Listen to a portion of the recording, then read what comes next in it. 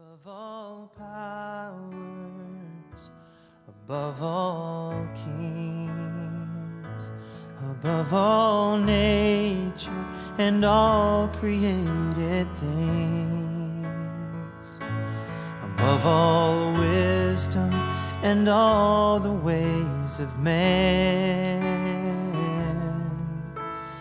you were here before the world began. Above all kingdoms, above all thrones, above all wonders the world has ever known, above all wealth and treasures of the earth, there's no way to measure what you're worth.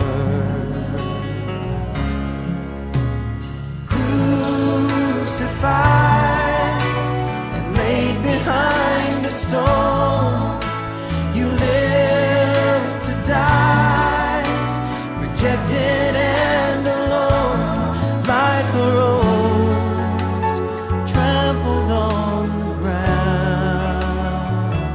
You took the fall and thought of me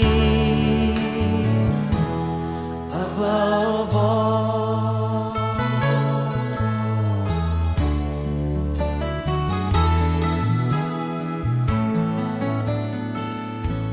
Above all powers, above all kings, above all nature and all created things, above all wisdom and all the ways of man,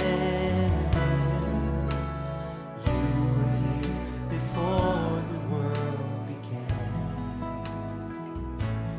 Above all kingdoms, above all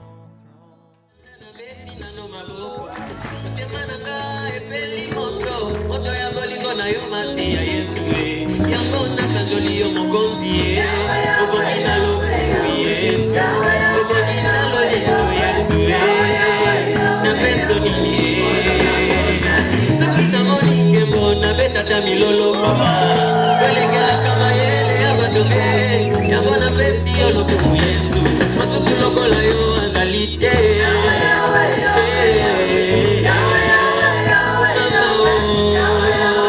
na peso nini mokili basi mokili molunge mokili moto izina na mai na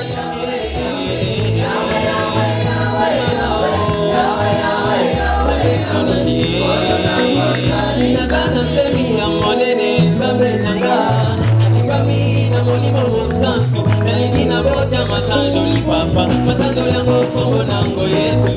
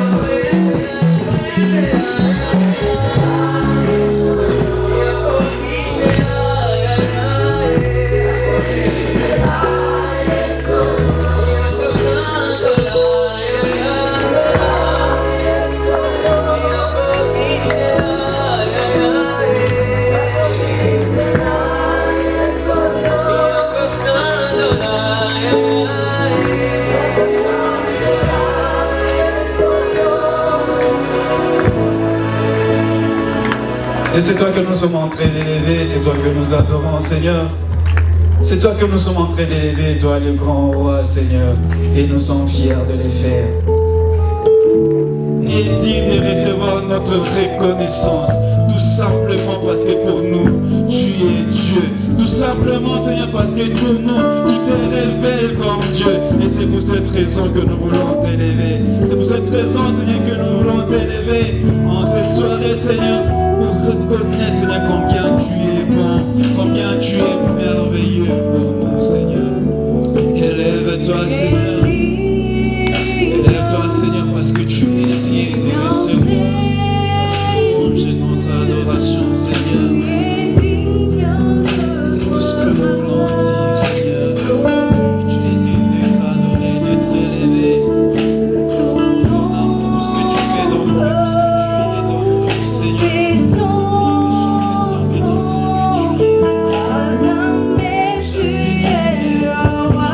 Dans le Seigneur, sur le thème qui a été retenu, à savoir Christ, la paix que Dieu donne à l'humanité, la paix que le Seigneur lui-même a décidé pour que nous qui étions, nous qui sommes, nous qui serons en insécurité comme on l'a vu hier, nous puissions nous rassurer que dans notre insécurité, le Seigneur qui nous a créés ne nous a pas abandonnés. Alléluia. Amen. Alléluia. Amen.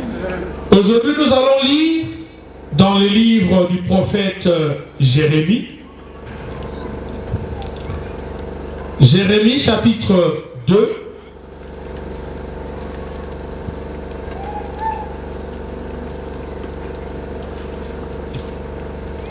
Le deuxième chapitre de Jérémie.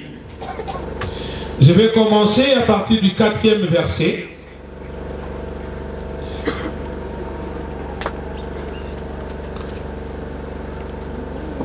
La Bible dit ce qui suit. Écoutez la parole de l'Éternel, maison de Jacob, et vous toutes, familles de la maison d'Israël. Ainsi parle l'Éternel. Quelle iniquité vos pères ont-ils trouvé en moi pour s'éloigner de moi et pour aller après des choses de néant et n'être eux-mêmes que néant? Ils n'ont pas dit où est l'Éternel qui nous a fait monter du pays d'Égypte, qui nous a conduits dans le désert, dans une terre aride et pleine de fosses, dans une terre où règne la sécheresse et l'ombre de la mort, dans une terre par où personne ne passe et où n'habite aucun homme. Je vous ai fait venir dans un pays semblable à un verger pour que vous en mangiez le fruit et les meilleures productions. Mais vous êtes venus. Mais vous êtes venus et vous avez souillé mon pays et vous avez fait de mon héritage une abomination. Les sacrificateurs n'ont pas dit où est l'Éternel. Les dépositaires de la loi ne m'ont pas connu. Les pasteurs m'ont été infidèles. Les prophètes ont prophétisé par Baal et sont allés après ceux qui ne sont d'aucun secours. Alléluia. Alléluia. Bien-aimés dans le Seigneur. Hier, nous avons et davantage que quand Dieu a créé, la Bible dit que tout ce qu'il a créé, lui-même Dieu, l'a trouvé que c'était bon. Alléluia. Tout. Le premier jour, il a créé ceci et à la fin, la Bible dit, et Dieu trouva que ce qu'il a créé était comment? Bon. Le deuxième jour, le troisième jour, jusqu'au dernier jour, quand l'homme a été créé, mais pour l'homme, la Bible dit que et Dieu trouva que cela était très bon. Alléluia. Regarde ton voisin, dis-lui que tu es très bon pour Dieu. Alléluia. Alléluia. Bien-aimé, être bon pour Dieu ne dépend pas des moyens que nous avons et à sa ressemblance. Donc je disais, c'est depuis Éden. Alors que Dieu a tout créé dans sa bonté, alors que tout était paix en lui et autour de lui, y compris dans la création. Et la Bible dit que quand le péché arriva dans l'homme, le péché a créé une vraie pagaille. Le péché a fait que l'homme perde toute la sécurité qu'il avait en Dieu. Et c'est comme ça que depuis ce jour-là, l'homme a commencé lui-même. En mettant Dieu de côté, l'homme a commencé lui-même à chercher tout ce qui peut lui donner la paix. Voilà pourquoi ici, Dieu, après avoir observé la vie des enfants d'Israël pendant un temps, Dieu s'est rendu compte qu'Israël l'a abandonné. Israël s'est dit que Dieu ne valait plus rien. Voilà pourquoi Dieu dit à Jérémie, Dieu lui pose une question, qu'il te pose, qu'il me pose, à nous qui sommes à Goma ce soir. Dieu dit à Jérémie, demande un peu à tes frères et à tes sœurs, qu'est-ce qu'ils ont trouvé de mal en moi? Quelle iniquité, quel péché, qu'est-ce que je leur ai fait du mal pour qu'ils m'abandonnent moi, qui les ai créés, moi qui les ai sortis de l'Égypte, moi qui les ai fait vivre dans un pays où coule le lait et le miel, pour me tourner le dos aujourd'hui et aller chercher du secours vers le néant et eux-mêmes devenir comment? Néant. Alléluia. Dos à Dieu. Et nous décidons nous-mêmes, un peu comme les Quinois disent, il faut perso. C'est-à-dire que nous ne voulons plus compter sur Dieu, mais nous voulons compter sur nous-mêmes. Rappelons-nous toute notre vie que Dieu nous posera la même question. Quelle iniquité avons-nous trouvé en lui? Quel mal mal Dieu nous a-t-il fait, nous, que lui a créés, nous, qui avons été créés à son image et à sa ressemblance, pour qu'aujourd'hui, nous puissions l'abandonner. Voilà pourquoi quand vous lisez Romains chapitre 1, à partir du 19e verset jusqu'à la fin, là aussi l'apôtre Paul écrit à l'église de Rome, il dit que la colère de Dieu se révèle du haut des cieux contre tous ceux qui, l'ayant connu comme Dieu, ils n'ont pas décidé de l'adorer comme tel, ils ont changé sa gloire en une gloire corruptible.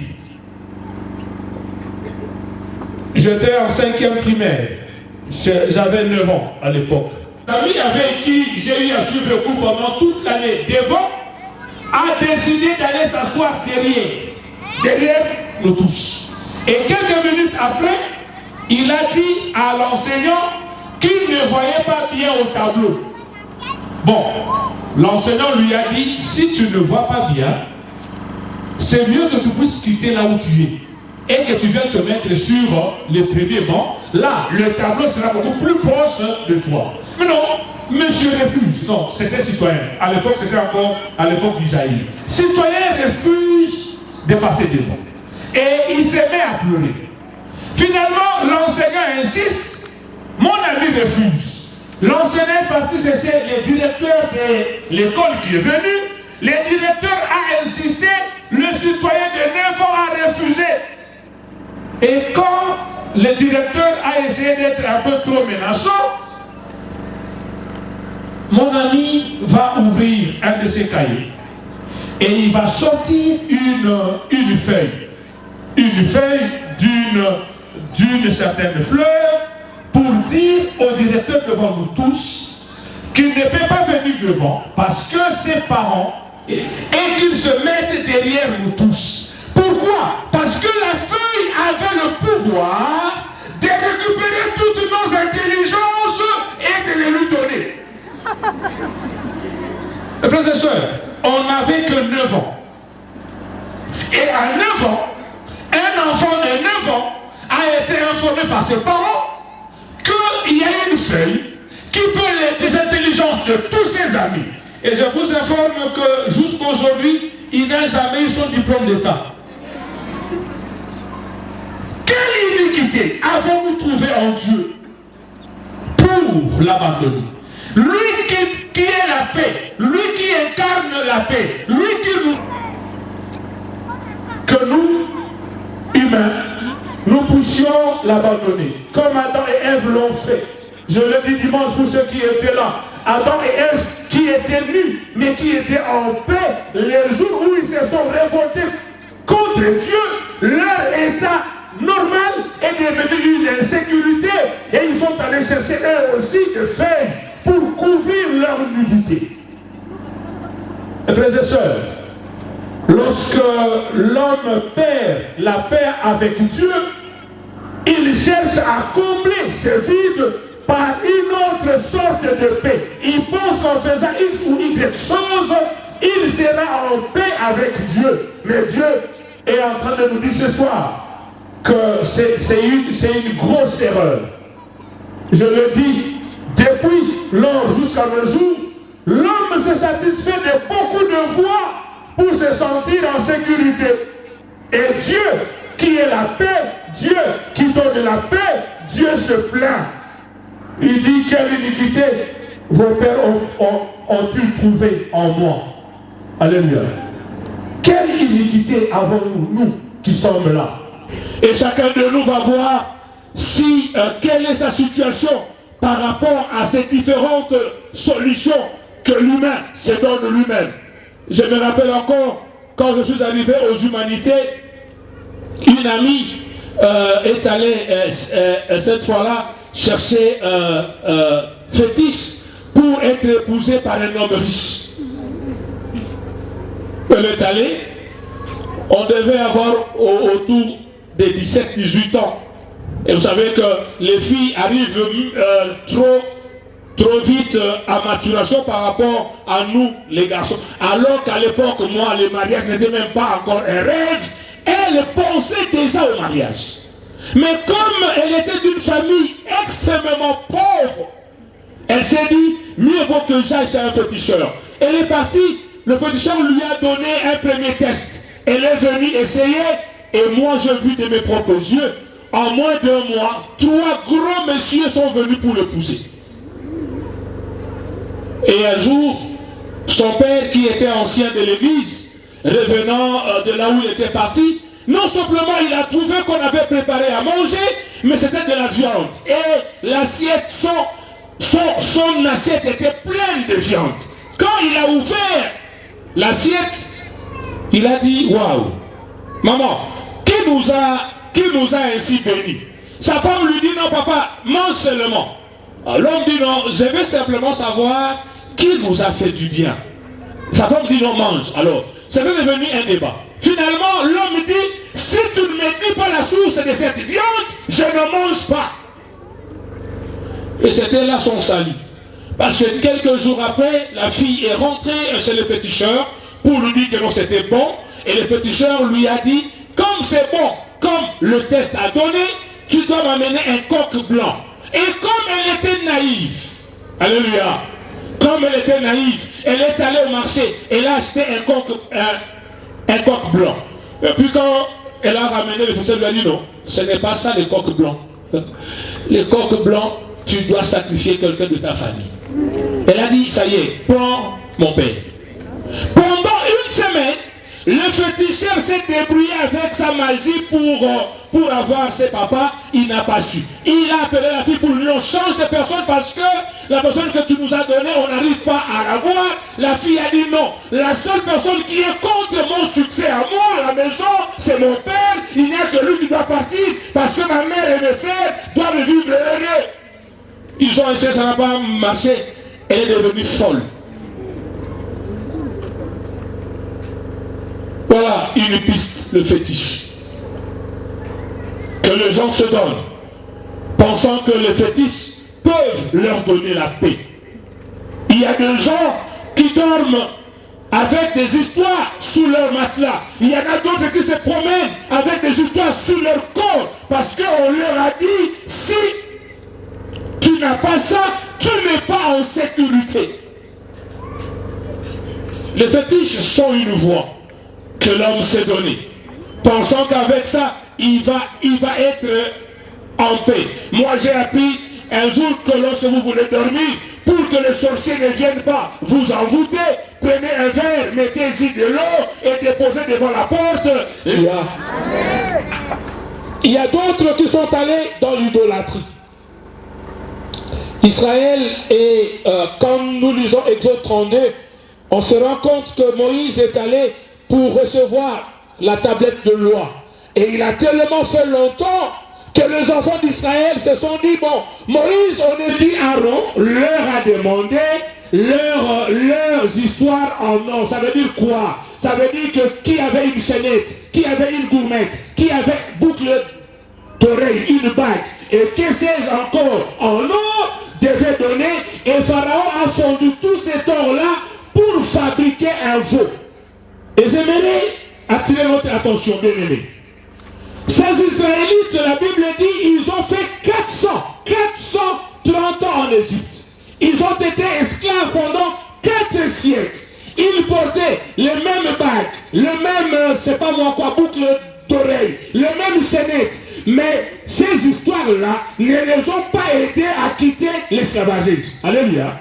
Mais ils arrivent, ils ont déjà quitté l'Égypte sous la haute main puissante de Dieu. Dieu les a fait sortir par sa puissance, mais ils arrivent en chemin. Aaron fabrique un veau et il leur amène. Et tous se prosternent devant ce veau en lui disant, c'est toi qui nous as fait sortir de l'Égypte. Quelle humiliation pour le Seigneur. Quelle humiliation.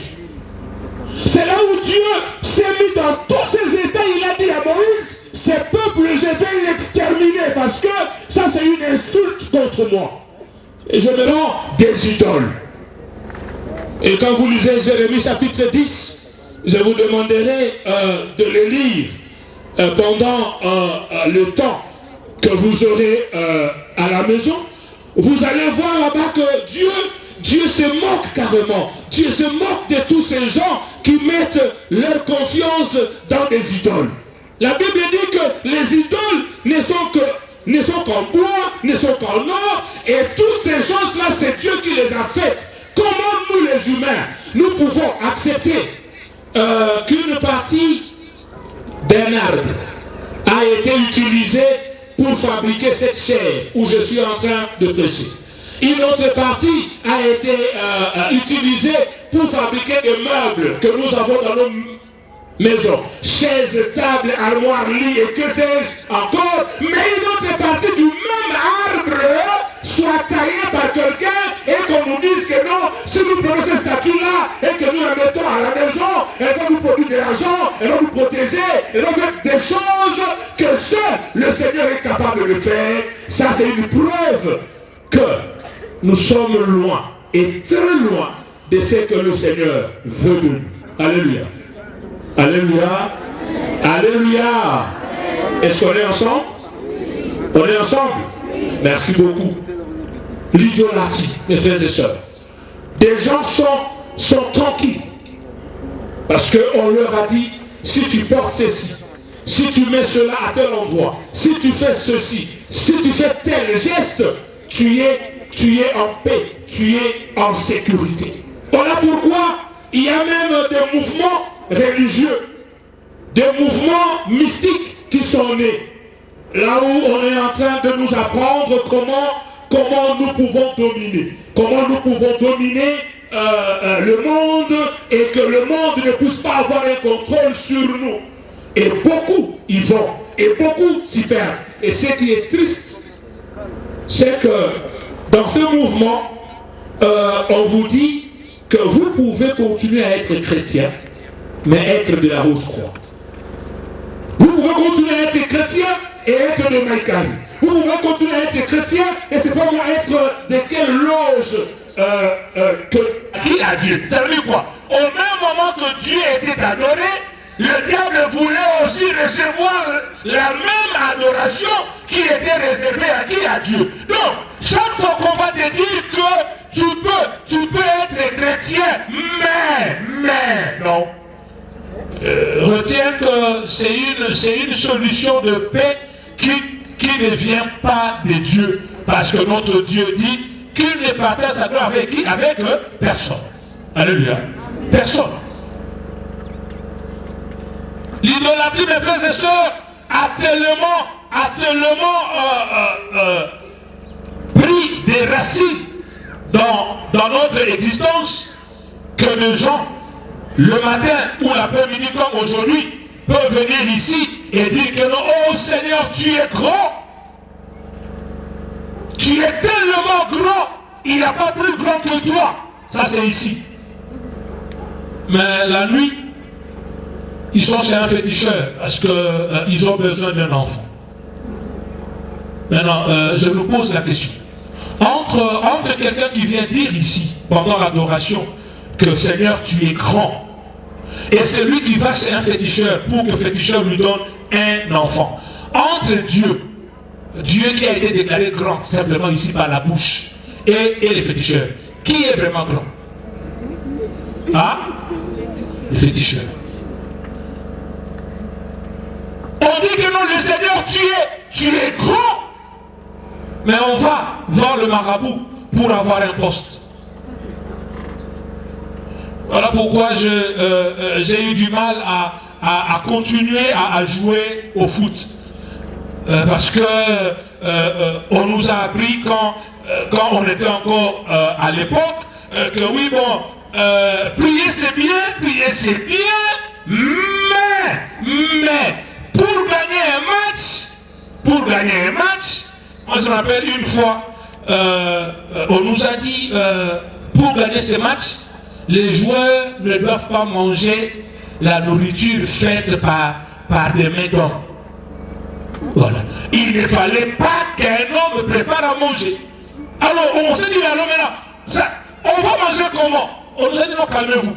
Le président de l'équipe est entré au réfectoire. Il s'est enfermé seul pendant quelques minutes. Et après, il a ouvert la porte.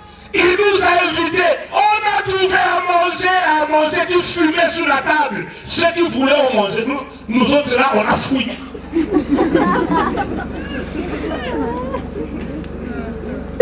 Et ce qui est bien, c'est que notre équipe n'a jamais gagné une seule coupe. Malgré qu'il y a des gens qui ont mangé une nourriture non préparée par des hommes. Bien-aimé, Christ a dit à ses disciples que le diable, c'est les plus grands menteurs. Alléluia. Les plus grands menteurs. Donc, lorsqu'il nous amène des propositions de paix, en réalité, il nous rend de plus en plus esclaves. C'est comme ça qu'il y a des gens, comme je le dis, qui ne peuvent pas marcher sans avoir une amulette autour de leur hanche. Et ils pensent que c'est ça la vraie protection. Ils pensent que c'est ça la vraie paix. Alors qu'en réalité, c'est encore de l'esclavage. Lorsque c'est Dieu qui nous protège, il n'a besoin de rien sur notre corps. Alléluia. Rien.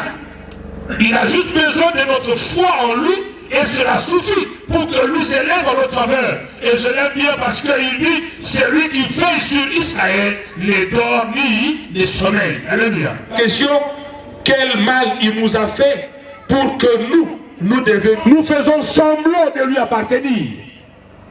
Nous prenons des airs de ceux qui sont enfants de Dieu. Mais en réalité, au plus profond de nous-mêmes, comme Tite le dit, nous sommes en train de mener une vie qui renie la foi que nous professions.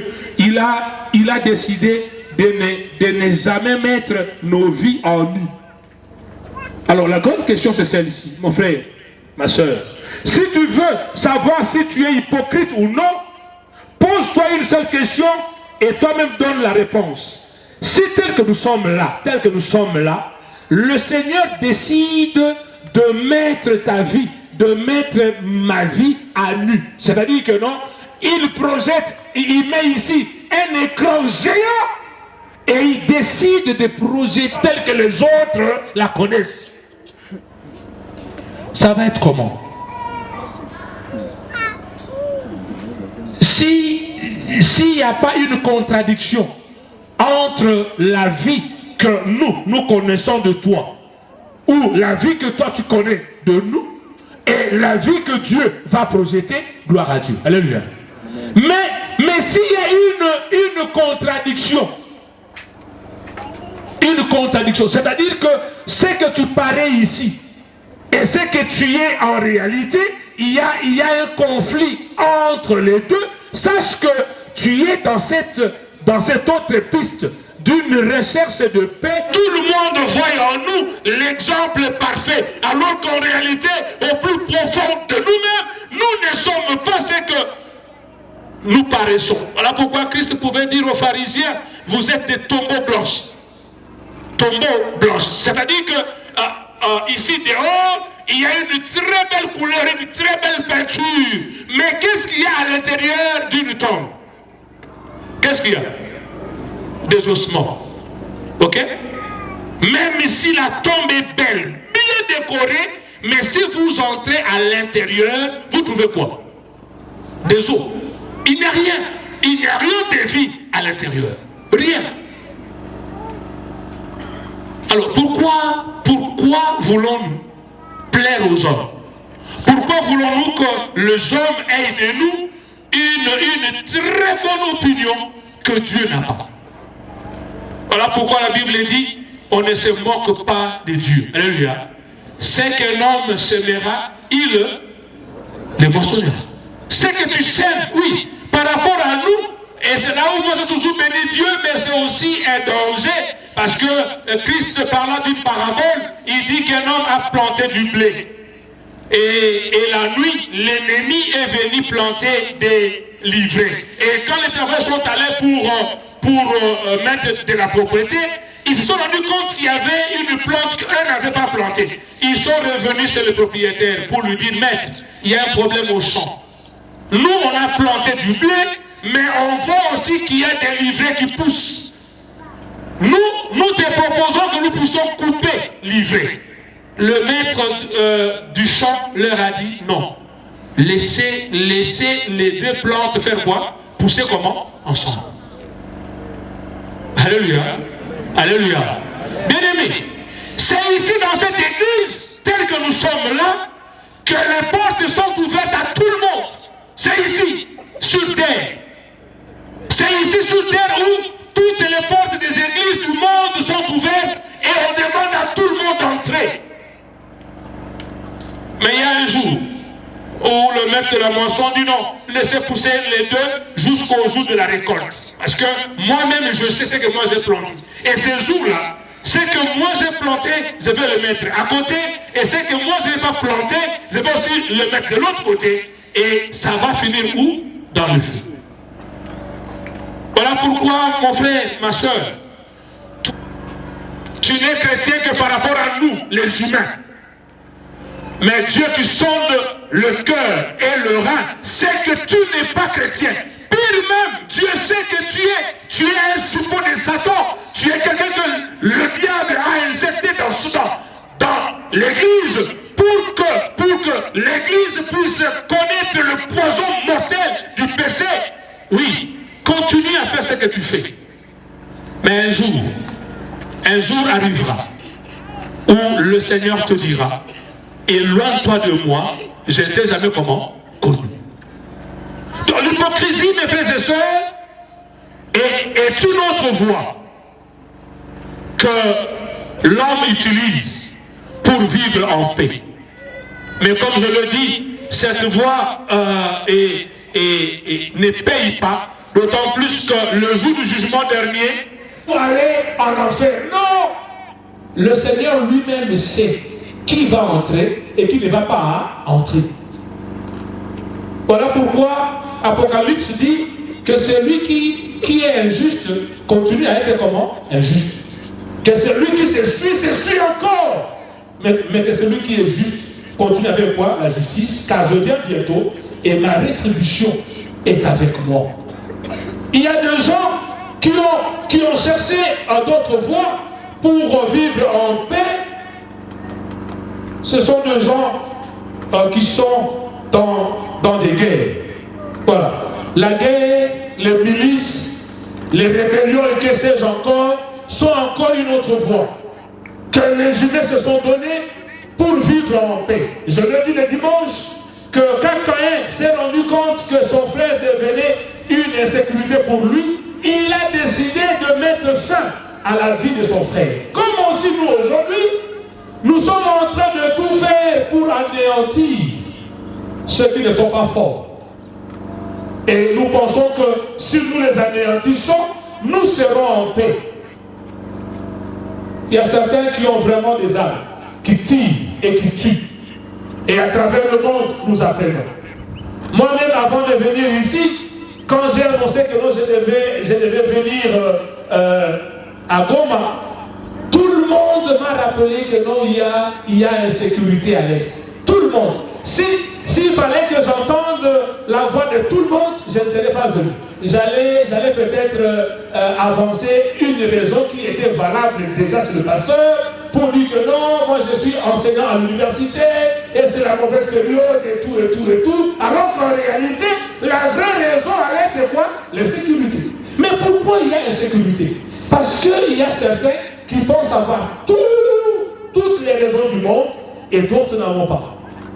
Ce matin, l'histoire qu'on apprend qu'à Ben, on a égorgé, à Ben, on a tué, à Routou, on a fait ceci. Pourquoi? Mais parce que ceux qui font de pareilles choses pensent qu'en les faisant, ils seront en paix. Ils seront en paix. S'il y a certains qui tuent par des armes, d'autres tuent aussi, mais pas par les armes. La guerre est là.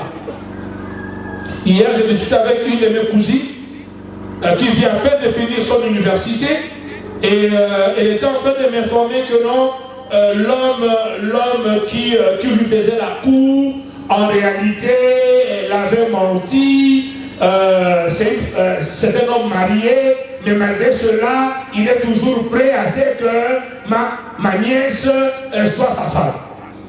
Et qu'en famille, il y a des oncles, des tantes qui sont en train de l'encourager pour qu'elle accepte cet homme-là, vu que l'homme a beaucoup de moyens.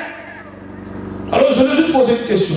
J'ai dit, à supposer que toi tu te maries normalement et que tu apprennes que ton mari est en train de courir derrière d'autres femmes, quelle sera ta réaction? Oh non, je vais me passer. J'ai dit alors, la femme de cet homme-là aussi, s'il la prend, elle va faire quoi? Elle va se fâcher.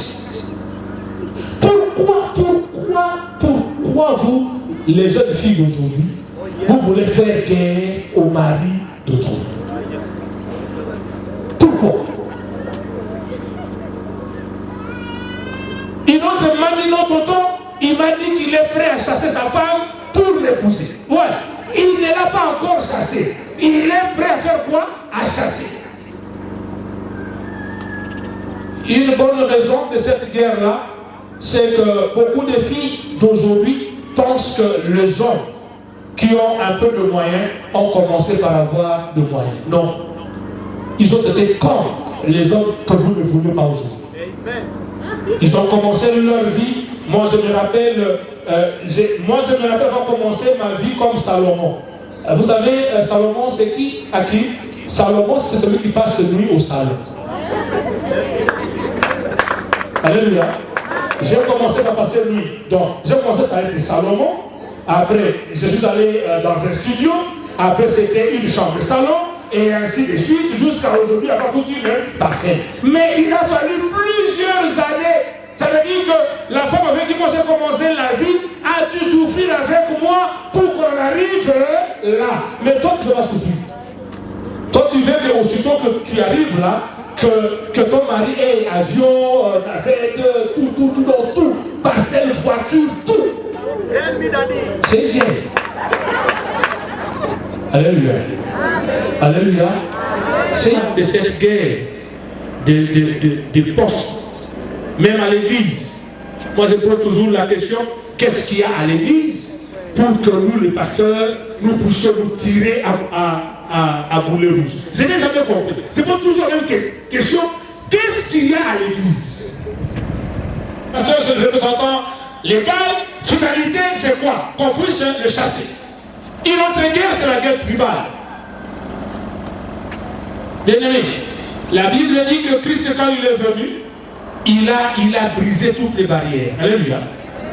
Toutes les barrières. Il a fait en sorte que toutes les couleurs, noir, jaune, rouge, c'est pas moi quoi, deviennent une seule famille, deviennent un seul peuple. La Bible dit à tous ceux qui l'ont reçu, à tous ceux qui croient en son nom, puissent les...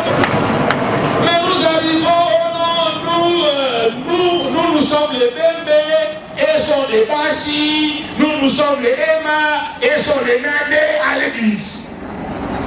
Et on ne se sent en sécurité que lorsque, tout en étant à l'église, on est parmi les bachis, parce qu'on est mouchis, on est parmi les bébés, et ainsi de suite.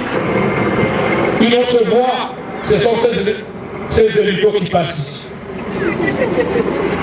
Et Dieu est merveilleux. Alléluia. Aujourd'hui, à travers le monde, les hommes cherchent la paix au travers des organisations. Du genre, comme je le dis, ONU. Et que sais-je encore? OMS. Et que sais-je encore? Et on est tellement dedans qu'on pense que le salut ne peut venir que si ces organisations interviennent. Et quand ces organisations ne sont pas là, on est en insécurité, comme au Congo.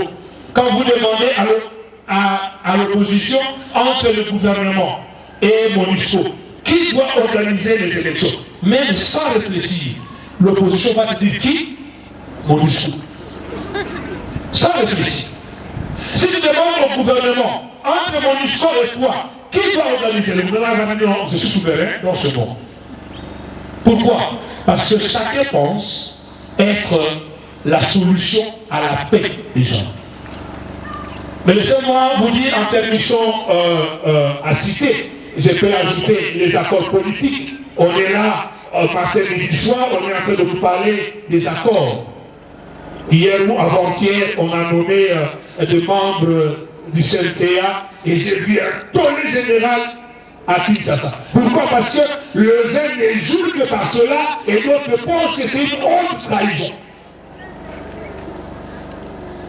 Et moi, j'aimerais que chacun de nous ce soir se demande quelle est sa voie de paix.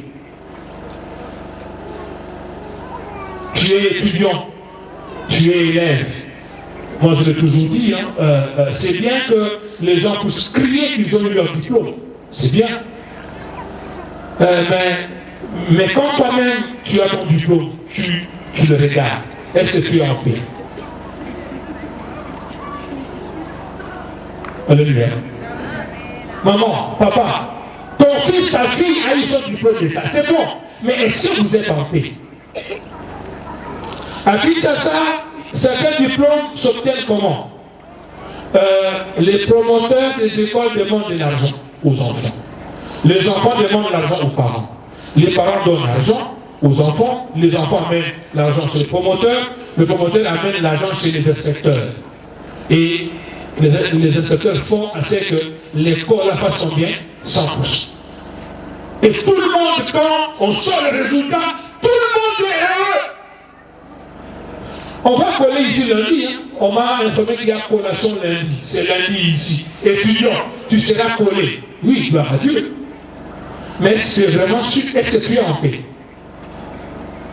Ta collation là, c'est vraiment le résultat. On dit que le péché donne de la jouissance. C'est ainsi que quand un étudiant triche, corrompt ou se prostitue non plus, là tu vas échouer. Voilà. Les prostituées nous racontent que l'on s'appelle la prostitution paie. Chacun de nous va prier. Et c'est lui ou celle qui pense qu'il a besoin que nous puissions prier pour lui. Si tu penses que tu n'as pas besoin d'être soutenu dans la prière, que comme tu es en train de faire, tu penses que tu as besoin que nous puissions prier en ta faveur. Parce que la Bible est, toi tu vas avancer. Je ne vais pas demander c'est quoi ton problème. Mais le Seigneur devant qui tu vas avancer, soit que tu es déjà dedans, il y a longtemps que tu n'as pas d'embrasser le mal, de devenir idolâtre, d'entrer à faire des choses qui n'honorent pas le Seigneur, parce que tu as besoin de ceci, tu as besoin de cela. Mais commence à prier. Pendant que je suis en train de parler, commence à avancer, parce que nous voulons prier.